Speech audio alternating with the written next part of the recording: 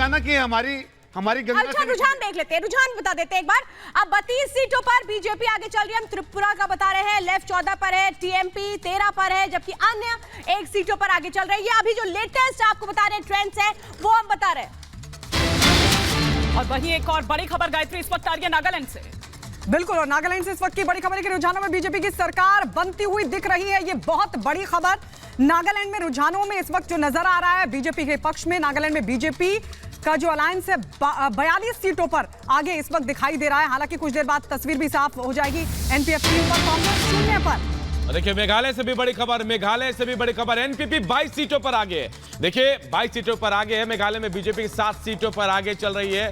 थोड़ी हैरानी यहाँ, क्योंकि ऐन वक्त पर यहाँ पर बीजेपी ने गठबंधन तोड़ा, अकेले चुनाव लड़ने के लिए तैयार हो गई थी और उसके बाद उसका खामियाजा देखिए यहाँ पर देखने को मिल रहा है। और इस वक्त अनामिका सिंह हमारे साथ जुड़ चुकी है, कोहिमा में मौजूद है, नागालैंड के कोहिमा में मौजूद है, सीएम रेजिडेंस पर वो मौजूद है। अनामिका, वहां बताइए, एक तरीके से मैं अगर त्रिपुरा और मेघालय को छोड़ दूं तो नागालैंड में बिल्कुल क्लियर पिक्चर नजर आ रही है इन ट्रेंड्स में। आप इस वक्त सीएम आवास पर मौजूद है, वहां से क्या तस्वीरें देख रही हैं?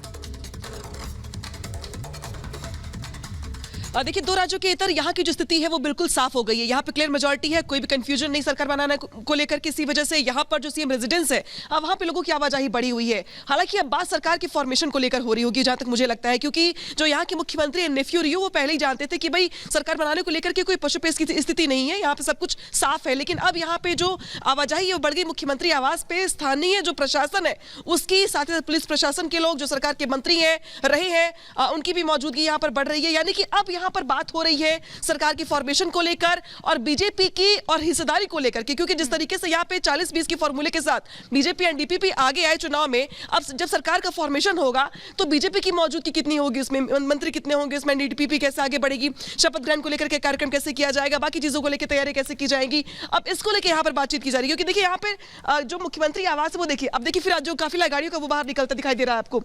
यानी कि यहाँ पर जो कार्यकर्ता है वो पहले से आश्वस्त थे, खुशी का माहौल है। लेकिन मुख्यमंत्री आवास पर जो आवाजाही है वो इसलिए ज्यादा बड़ी हुई है क्योंकि अब तो क्लियर हो चुका है, साफ हो चुका है कि सरकार बन रही है यहाँ पर बीजेपी एनडीपीपी की। लेकिन अब यहाँ बन रही है। लेकिन अनामिका, थोड़ा आपसे समझना चाहेंगे उन फैक्टर्स को लेकर भी जो दरअसल काम करते नजर आए। और एक सबसे बड़ा फैक्टर और सबसे बड़ा मैसेज वो जब म्यांमार नागालैंड बॉर्डर पर जाते हैं गृह मंत्री अमित शाह, संवेदनशील ये बॉर्डर, वहां जाकर रात बिताना, वक्त बिताना, ये एक बड़ा मैसेज देता है और लग रहा है कि ये भी काम करता हुआ नजर आया कहीं ना कहीं।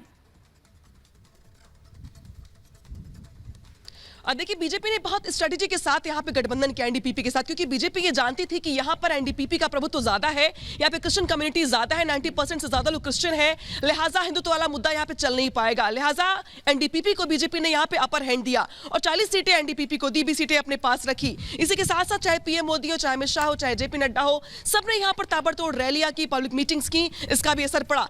इसके अलावा अगर बात की जाए तो एनडीपीपी एक ऐसी पार्टी है जिसने एक वक्त पर एनपीपी बीजेपी की सांसद अपराजिता सारंगी जी जुड़ चुकी हैं। अपराजिता जी, मैं ये जानना चाहती हूँ, देखिए नागालैंड तो बिल्कुल क्लियर है, वहां पे कोई भी फाइट नहीं है, लेकिन त्रिपुरा में जो रुझान शुरुआत में आए थे उसमें बीजेपी एक तरह से लीड लेती नजर आ रही थी, लेकिन अब जो पिक्चर है वो बिल्कुल डिफरेंट हो रही है, बहुत नेक टू नेक फाइट नजर आ रही है। और मेघालय में तो एनपीपी जो है वो आगे बढ़ चुकी है आपसे, तो अब बीजेपी के आगे वो कौन सी स्ट्रैटेजी, आप क्या मान के चल रहे हैं कि वो कौन से फैक्टर्स थे जो आपकी स्ट्रैटेजी के अकॉर्डिंगली नहीं आगे काम कर पाए?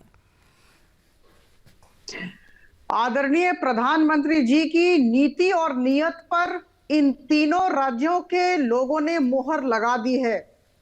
देखिए, जहां तक मेघालय का सवाल है, मैं कह दूं, हमने 2018 में 2 सीट लिया था और हमारा जो वोट शेयर था वो 9.63% था। आज आपके स्कोर बोर्ड पर दिख रहा है मेघालय में हम 7 पर खड़े हैं और देखिए अभी भी हमारे हाथ में 45 मिनट या 1 घंटे हैं। हम निश्चित तौर पर मेघालय में भी अच्छा करने जा रहे हैं। पिछली बार जो स्थिति थी और अब जो स्थिति आएगी, निश्चित तौर पर बहुत सुधार होगा।